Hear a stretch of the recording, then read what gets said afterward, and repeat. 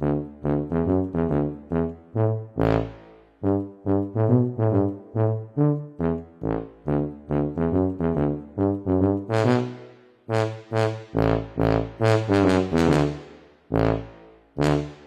le bonjour. Alors aujourd'hui on a le 8 janvier. Alors bonne année à tous pour ceux à qui je ne l'ai pas encore dit.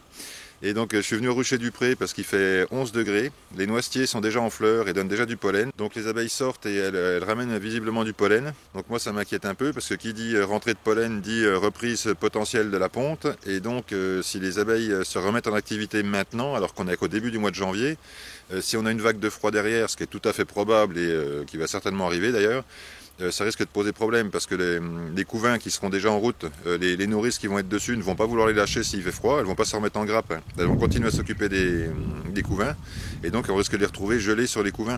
Et en plus les abeilles qui sortent en ce moment, vous savez qu'une abeille ça s'use au kilomètre, donc comme elles vont butiner sur pas grand chose, elles vont chercher du pollen, elles reviennent, donc elles réduisent leur espérance de vie. Et ce qui fait que pour compenser ces abeilles qui vont mourir, la reine va immanquablement repondre et refaire du couvain. Donc à mon avis, c'est pas une bonne chose. Normalement, ça devrait être l'hiver, en principe, à cette époque-là, on devrait avoir de la neige, il devrait faire 0 degré ou 2 degrés, quelque chose comme ça. Là, il fait beaucoup trop chaud, là, 11 degrés, c'est beaucoup trop chaud. Donc je suis venu faire un petit tour au rucher du pré, voir si les abeilles vont bien, si elles sortent et si elles rentrent. Je veux surtout pas ouvrir les ruches. Donc certaines ont eu du candy il n'y a pas longtemps, puisqu'elles manquaient un petit peu de réserve. D'autres, les réserves sont bonnes, donc j'ai pas de raison de leur faire quoi que ce soit. Donc là, on va juste faire un petit tour et puis on va regarder les ruches, si tout va bien, si ça rentre, si ça sort, s'il n'y a pas de soucis particuliers, et puis voilà, c'est tout, c'est à peu près tout. Alors pour les gens qui m'ont demandé si on pouvait encore traiter contre le varroa, bah oui, on peut toujours traiter contre le varroa, là, surtout qu'en ce moment il fait pas très froid. Vous pouvez faire un traitement, alors soit à l'acide oxalique, soit donc par égouttement, soit au varomède, ou alors par sublimation si vous avez l'appareil. Voilà, allez, je vous emmène faire un petit tour. Voilà, un petit arrêt sur le thermomètre. Voilà, il fait 12 degrés. 12 degrés pour un 8 janvier, c'est beaucoup trop. Alors, Gouline Mémère, ça sort du mini plus. Ça va, il y a du monde. Donc elles étaient sur 2 éléments. J'avais retiré un élément il n'y a pas longtemps, parce qu'il y en avait un qui était vide. Et donc j'avais remis un pain de candy dessus pour le rassurer l'hiver. Et normalement, elle devrait aller pas trop mal. Bien qu'elles avaient des réserves qui étaient un petit peu justes, mais moins que le candy, ça devrait passer. Donc ça, c'est pas un deuxième élément. Hein. Ça, c'est juste parce que pour mettre le pain de candy, il me faut de la place, vu que mon toit est plat. Donc du coup, j'ai mis une hausse en plus pour avoir la place de mettre le nourrisseur au départ. Au début enfin en automne, j'avais mis le nourrisseur et puis là maintenant j'ai mis un petit pain de candy. Alors, ouais, ça rentre du pollen. Hein. Alors je me méfie parce qu'elles sont pas spécialement bonnes. J'ai pris le voile au cas où, mais bon, je vais peut-être pas en avoir besoin aujourd'hui. Alors celles-ci, elles sortent encore. Je les ai vues tout à l'heure. Ah ouais, là, il y a encore du monde. Hein. Celle-ci, vous voyez, ça rentre du pollen. Là.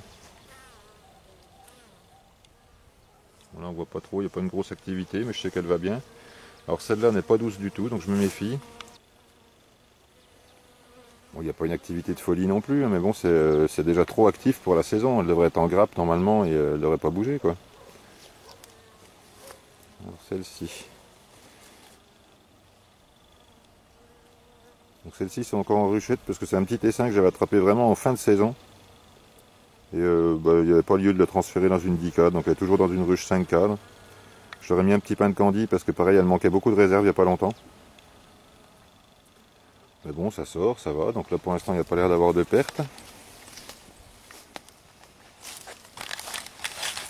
Celle-ci par contre, j'ai un doute. Hein. Ah si, si, c'est plein. Hein. Alors ça, c'est une ruche qu'on m'a donnée. Donc alors merci Muriel pour ton cadeau. Donc c'est une ruche en fait qui avait été mise en ruchette piège chez quelqu'un de la petite ville d'à côté. Et donc elle a eu un essaim dedans, mais elle ne voulait plus faire de ruche. Donc elle m'a dit si vous voulez, venez la chercher. Donc au départ je devais récupérer que les abeilles et finalement elle m'a donné la ruche avec. C'est d'ailleurs pour ça que j'ai un plancher Nico sur celle-là. C'est le seul plancher Nico que j'ai sur tous mes ruchers. Quoi. Je suis pas trop pour le plastique, donc celle-là c'est une exception. Donc là on voit, ça rentre un petit peu, ça sort. Bon là, vous voyez, ça rentre là. Vous voyez celle-là, hop. Donc le pollen jaune, ça c'est le noisetier. Hein. Vraisemblablement ça va être le noisetier. Bon on va dire que pour celle-là ça va. Donc pour l'instant il n'y a pas trop de casse ici. J'avais eu, là j'ai eu une ruchette là, qui était morte en début d'hiver. Donc c'est pour ça que là il y a un emplacement vide. Voilà, donc là il y en a donc 1, 2, 3, 4, 5. Là il y a 6 ruches qui vont bien. Allez, on va faire le tour. Coucou ma fifi, tu peux venir, il n'y a pas d'abeille là, viens. Viens, viens la belle, viens. Oh comme t'es belle ma totote. Ah bon, elle s'appelle Chali, mais son surnom c'est Totote, je sais pas pourquoi, mais c'est comme ça. Puis elle aime bien quand je l'appelle Totote. Alors, Fifi. Ah, ils sont en train de creuser les souris. Là. Mon colza il est là-bas. Bon, allez, trêve de plaisanterie.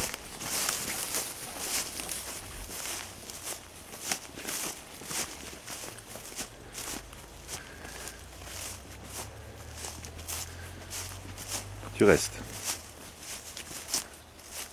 Alors là, bon, là ça a l'air d'aller pas mal. Alors là pareil, je m'approche pas trop parce que alors celle-ci là-bas, c'est celle que j'avais récupérée dans le toit chez Jean-Louis. Si vous vous rappelez, pour les gens qui avaient vu la vidéo. Ça avait l'air d'être des buckfast, en tout cas la reine qui était dedans était marquée. Les abeilles étaient bien jaunes au départ, là maintenant elles ont noirci un petit peu, donc je pense que la reine a dû être changée. Mais alors elles sont pas douces du tout. Ici, on a la Kenyane. Vous voyez, j'avais réduit un petit peu l'entrée, hein, comme c'est une entrée ronde. Donc les abeilles sortent, elles rentrent avec des belles pelotes de pollen, vous voyez, ça rentre. Ici aussi. Donc ben, ces trois là vont bien aussi. Avec une forte activité sur celle qui est là-bas, vous voyez.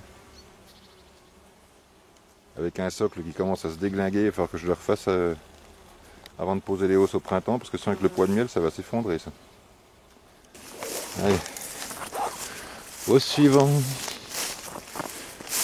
Au suivant. Alors ça, c'est une ruche de l'Ayense divisible. Comme elle était, pareil, je l'ai récupérée assez tard dans la saison. Elle commence à manquer un peu de place, donc j'avais mis une demi-hausse dessus avec des barrettes. Comme ça, elles ont rempli ça de miel et puis ça leur fait leur réserve pour l'hiver. Donc elles sont archi pourvues en réserve, il n'y a pas de souci. Alors celle-ci, ça c'était des Carpatica. Donc c'est ma 14 cadre. Alors soyez pas surpris s'il y a une hausse dessus. Si vous vous rappelez, j'avais posé le mini plus, enfin le corps de mini plus sur la ruche, avec des cadres bâtis en bas pour qu'elles descendent dedans. J'avais mis des partitions et tout. Donc elles sont bien descendues, mais par contre elles ont stocké du miel dans le mini plus. Donc j'ai laissé le mini plus à l'intérieur. Et donc la hausse là, elle sert juste à contenir le mini plus. Puis bon, j'ai mis un peu d'isolant dedans pour que ça bouge pas et tout ça. Là c'est du polystyrène, donc là il n'y a pas de souci, elles vont pas avoir froid. Donc visiblement, bah, celles-là vont bien aussi. Je vais tapoter quand même. Alors, elles doivent être plutôt dans le haut, on les entend pas super bien, mais bon. Après je peux peut-être faire ça, tiens, viens voir.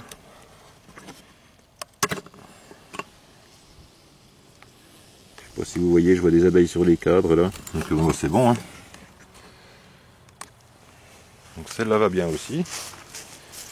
Celle-ci. Alors celle-ci, j'avais laissé la hausse parce que j'avais pas eu le temps de les transférer. Et puis elles allaient bien comme ça. Donc elles sont sur un corps d'Adam 6 avec 6 grands cadres en bas. Et puis elles ont donc 5 cadres de hausse au-dessus qui étaient pleins de miel. Oh là, oui, bah c'est bon ça. Bon bah celle-là, ça va. Et donc celle-ci, bah, c'est la même configuration, donc 6 cadres en bas et plus les cadres de miel au-dessus. Alors là par contre on voit que les mésanges ont commencé à attaquer, vous voyez. Ça c'est les mésanges, ça qui commencent à me les bouffer, donc il faudra que je fasse un petit renfort, parce que sinon elles vont avoir la fin de l'hiver, elles vont m'avoir agrandi la porte. C'est moins populeux que l'autre, mais il y a quand même des abeilles, donc bah, pour l'instant ça va. Je vous fais une petite vue d'ensemble. Donc c'est une vidéo qui n'a pas grand intérêt non plus, hein. Je voulais pas, là je vais pas vous faire des grandes explications ni rien. C'est juste, voilà, je fais la visite de mon rucher, je me suis dit tiens je vais vous emmener avec moi faire la visite. Alors là c'est mon petit, le petit chemin secret qui mène à ma cabane qui n'est pas fini, d'ailleurs il faudra que je finisse un jour quand même. Et donc là, sur le toit, on voit qu'il y a 2 ruchettes. Ah oui ma mère, vous allez comment? Ah oui, il y a du monde. Je ne veux pas rentrer ni sortir. Celle-ci. Alors celle-ci c'est une reine ibérique. C'est un truc que je ne referai pas. J'avais voulu tester, parce qu'on m'avait dit que c'était des bonnes abeilles, qui étaient un peu tout, alors qui étaient agressives, mais par contre qui étaient un peu tout terrain, qui pouvaient s'adapter à toutes les situations et tout ça, qui trouvaient du miel même là où les autres en trouvaient pas. Finalement, elles ont eu beaucoup de mal à se développer.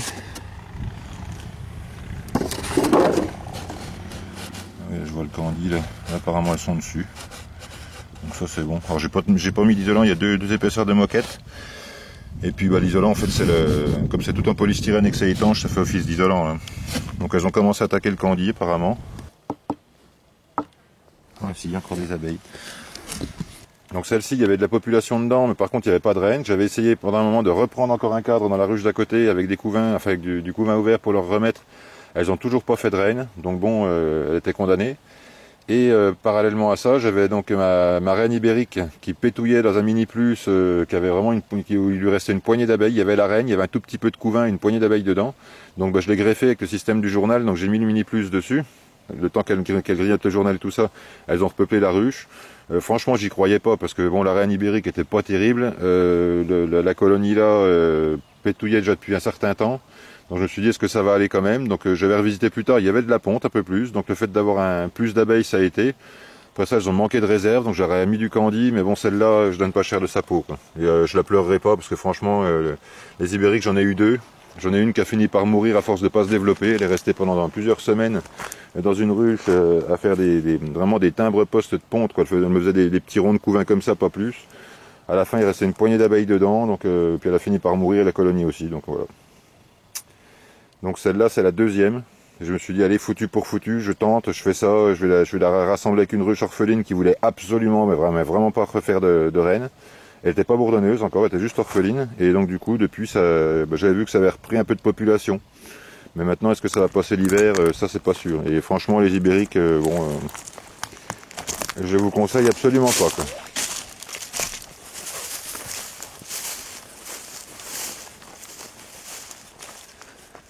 Alors celle-ci est vide, hein. C'était une ruche que j'avais laissée en piège. Et il y avait des frelons qui s'étaient installés dedans, mais vraiment entre deux ruches où il y avait des abeilles, quoi. Donc ça stressait les abeilles. Alors du frelon européen, hein, je vous précise. Hein. Et donc je l'avais ramené là, j'avais bougé le truc là, mais ça n'a pas fonctionné. En fait, le nid, la reine était dedans et tout, mais elles ont dû déménager ailleurs, ça n'a pas dû leur plaire. Donc j'ai retrouvé le nid tout sec dedans avec plus rien. Bon. Donc celle-là, c'était une ruche à frelons. Mais bon, il n'y a plus de frelons dedans, il n'y a pas d'abeilles non plus. Et alors celle-ci, ah ben, elle est encore en vie. Alors celle-là, je m'approche pas trop parce que c'est une furie furieuse, mais un truc de folie. Ça, c'est les 5 que j'avais attrapés chez Joël, si vous vous rappelez, pour les gens qui avaient vu la vidéo. Les 5 étaient tombés par terre, avec une vieille reine avec les ailes toutes rognées. Donc elles ont eu beaucoup de mal à se développer. J'avais essayé de leur mettre à deuxième étage, mais elles sont pas montées dedans, elles ont rien bâti du tout, elles ont pas stocké de miel, elles avaient se sont juste occupées du bas. Donc du coup, je les ai laissées, donc j'ai remis sur un élément. Et elles, j'aurais pas mis de candy parce qu'il y a de la réserve partout dedans. Hein. Donc elles étaient même saturées de miel pendant un moment. Donc elles ont fait de la place, elles ont réussi à répondre. Il y a une petite population dedans. Bon, elles sont bien au chaud, il y a de l'isolant sous le toit et tout ça, elles risquent pas grand chose. Ça, c'est une souche d'abeilles noires qui vit depuis des années. Elles sont depuis 12 ans dans un mur. Et donc c'est un essaim, c'est l'essaim avec la vieille reine qui est sortie de ce mur là. Et même Joël qui habite là-bas, il m'a dit, mais à chaque fois que je passe la tondeuse, il me dit à chaque fois elles attaquent. Et moi, quand j'étais voir, je me suis approché à 6 mètres du nid, pareil, à 6 mètres du trou de mur. Je me suis fait attaquer, j'ai pris 2 piqûres en moins de 3 secondes. Et celle-là, pareil, quand je les ouvre, là, j'oublie pas de mettre la vareuse. Autant, il y en a certaines, j'y vais juste en t-shirt juste avec un voile pour éviter de me faire piquer au visage. Mais celle-là, je m'habille complètement parce que c'est des furies. Hein. Donc là, ah tiens, j'avais pas remis le bouchon. Il est tombé. Vous voyez, là, on voit qu'il y a des abeilles. Je sais pas si vous pouvez les voir, par contre. Hein.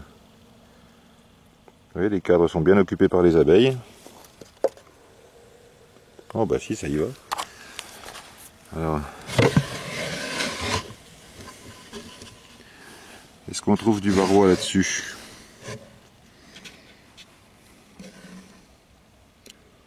Ah, il y en a un là, un là. Alors ça fait des semaines que j'ai pas tiré la plaque, hein, par contre, hein, je vous précise. Hein. Ouais, il y a quelques varrois quand même dessus. Donc ça veut dire qu'il y en a encore dans la ruche. Mais je vais pas prendre le risque de leur faire un traitement, elles vont attendre le printemps. Si on tombe un par jour ou moins d'un par jour, normalement ça va. Celles-là, je préfère pas les déranger, parce que si je les ouvre, elles vont me piquer dans tous les sens, elles vont sortir du truc. Là, par contre, les bouchons ont gonflé.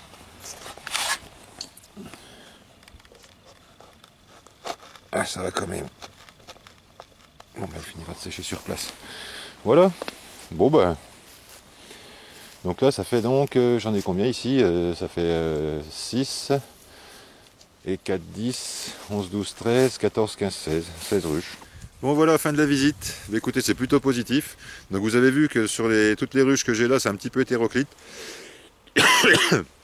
Puisque j'ai des mini plus, j'ai des ruchettes 5 cadres, des ruchettes 6 cadres, j'ai des Lions, j'ai des Dadans, j'ai des Lions divisibles, enfin bon, c'est un peu n'importe quoi, c'est parce que là en fait c'est un peu mon rucher pépinière, si vous voulez, c'est là où quand j'attrape un essaim, je le ramène là, le temps qu'il se développe, et ensuite quand je vois qu'il est vraiment bien parti et apte à faire une ruche de production, à ce moment-là je l'emmène sur un de mes ruchers qui est plus dédié à faire de la production que des essaims. Voilà. Donc sinon, que ça soit mini plus, ruche, ruchette, Kenyan, tout ce qu'on veut, tout le monde va bien, tout le monde est en vie. Visiblement, elles ont repris les couvains, puisqu'il y a des ruches où j'avais tapoté dessus il y a 2 mois, il n'y avait plus beaucoup d'abeilles et je donnais pas cher de leur peau. Et là, en tapotant dessus, maintenant, je me rends compte qu'il y a beaucoup de population, donc ça veut dire qu'elles ont continué à faire des couvains. Donc c'est pour ça aussi qu'elles ont tapé dans les réserves.